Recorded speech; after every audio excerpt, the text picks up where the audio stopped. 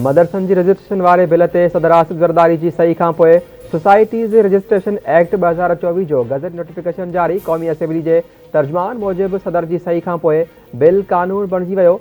क़ौमी assembly secretariat इन हवाले सां गज़ट नोटिफिकेशन बि जारी करे छॾियो आहे। कानून तहत दीनी मदरसनि जे रजिस्ट्रेशन सोसाइटी एक्ट मुताबिक़ थींदी।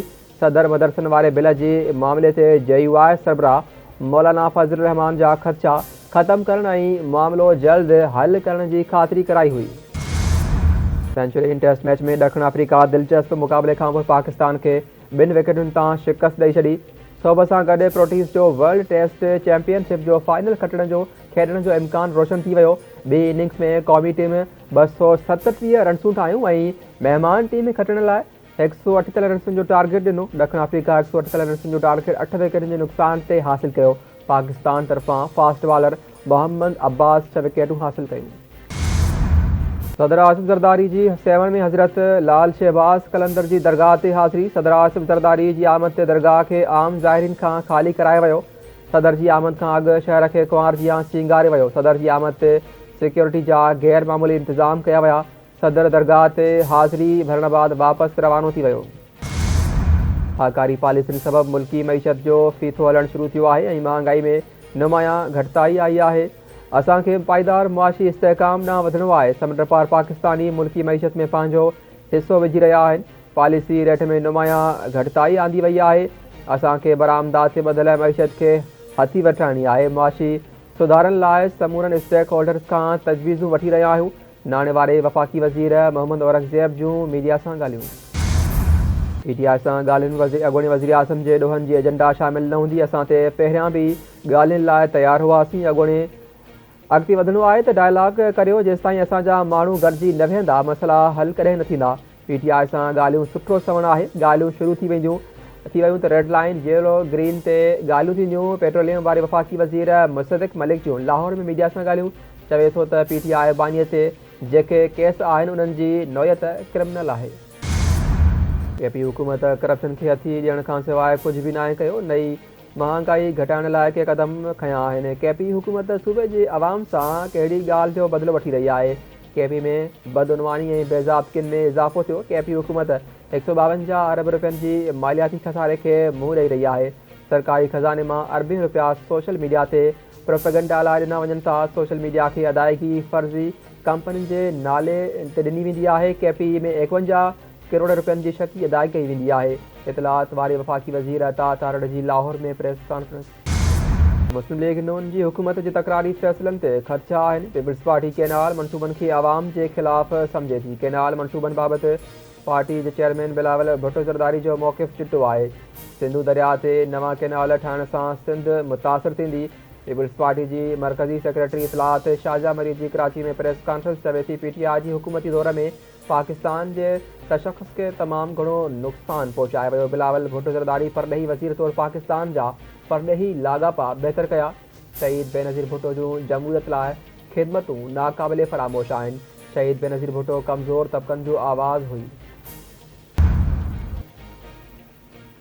पारा चिनार वाक़े ख़िलाफ़ कराची में 3 ॾींहंनि खां मुख़्तलिफ़ हंधनि ते मज़हबी जमात पारां धरणा। 7 खां मथे हंधनि ते लॻल धरणा ख़तमु। मलीर 15 स्टील मोड़ ईदी सेंटर गुलिस्तान जोहर कामरान चौरंगी 5 स्टार चौरंगी ते लॻल धरणा ख़तमु कया विया। शाहराह फैसल नाता ख़ान नुमाइश चौरंगी ते पारा चिनार वाक़े ख़िलाफ़ धरणा जारी। धरणनि सबबि रोड ट्रैफ़िक लाइ बंदि। शहरी परेशानियुनि जो शिकार। IG सिंध जी सदारत हेठि सखर में अमन-अमान जी सूरत हाल समेत ॾोहारनि ख़िलाफ़ पुलिस कारकर्दगी बाबति इजलास। सखर में मॉडल थाणे जो इफ़्तिताह कयो वियो। IG सिंध जो चवणु आहे त सिंध में 16 माण्हू अॻवा थियल आहिनि। धाड़ेलनि ख़िलाफ़ ऑपरेशन में घुर्बल टेक्नोलॉजी मिली रही आहे। गुडू खां सखर ताईं सूरत हाल जल्द बहितर थी वेंदी। रेंजर्स ऑपरेशन में पुलिस सां गॾु आहे। पुलिस कमु करे पई।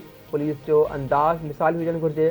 सहाफ़ी जान मोहम्मद महर जे मुख्य कातिलनि खे गिरफ़्तार करण में देर जागराई सूरत हाल करे थी आहे। तमामु जल्द कातिलनि खे गिरफ़्तार कयो वेंदो। चीनी शहरी जिते बि कमु कंदा उन्हनि खे सिक्योरिटी फ़राहम।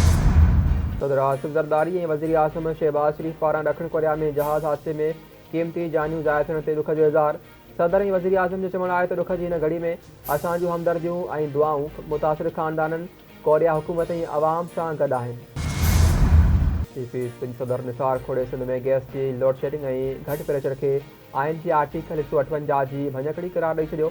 निसार खोड़े जो चवणु आहे त वफ़ाक़ खे सिंध जे पाणी गैस ऐं NFC जे हिसे में कटौती करणु न ॾींदासीं। वफ़ाक़ी हुकूमत लाॻीतो आइन जूं भञकड़ियूं करे रही आहे।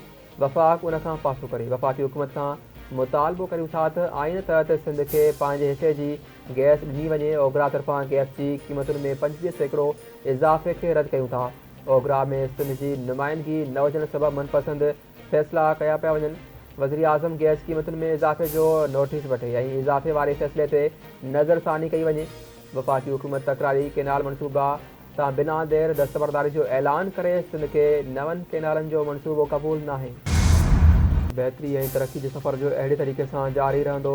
गटर बागीचे में सीवरेज ट्रीटमेंट ते कमु करे रहिया आहियूं। समूरनि मुखालफ़नि जा मुंहुं पंहिंजे कम सां बंदि कंदासीं।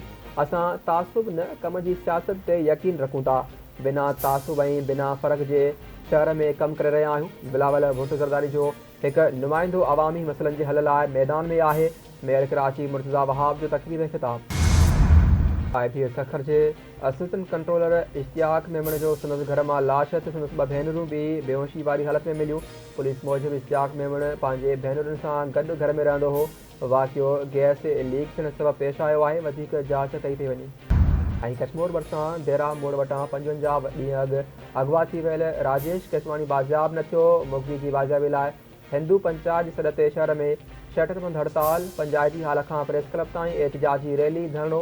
हिंदू पंचायत जो चवणु आहे त जेसिताईं राजेश केसवाणी बाज़ियाब न थींदो एहतिजाज जारी रहंदो। मुखबीअ जी बाज़ियाबी लाइ पुलिस खे क़दम न आहिनि खयां। राजेश खे बिना देर आज़ादु करायो वञे।